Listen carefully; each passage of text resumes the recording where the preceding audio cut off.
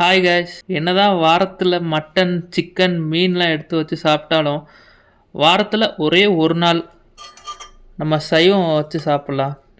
கொஞ்சோண்டு சோறு, அதுக்கு ஊற்றிக்க கெட்டிப்பருப்பு, இதுக்கு பேர் வெறும் பருப்புன்னு சொல்லுவாங்க. இது அவ்வளவோ ஒன்றும் ஸ்பைசியாகவே இருக்காது, சப்புன்ட்டு தான் இருக்கும்.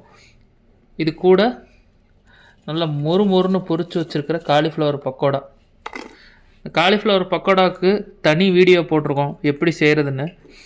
அதை இப்போ கீழே கொடுக்குற அந்த லிங்க்கை அமைக்கி பார்த்தீங்க அப்படின்னா நீங்கள் பார்க்கலாம் இது எப்படி பண்ணுறதுன்னு. அதுக்கப்புறம் வாழைத்தண்டு செஞ்சு வச்சுருக்கோம். வாழைத்தண்டு கிட்னி ஸ்டோன்ஸ் வராமல் இருக்கிறதுக்கு ஹெல்ப் பண்ணும். கிட்னி ஸ்டோன்ஸ் ஆல்ரெடி இருந்ததுன்னா அதை களைச்சி விட்டுரும். சோறை நல்லா பிசைஞ்சுக்கிறோம் பருப்பு ஊற்றி.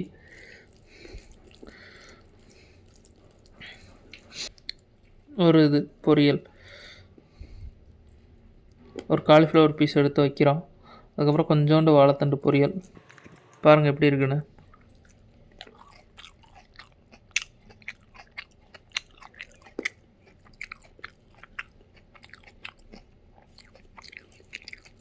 ரொம்ப நல்லா இருக்கு.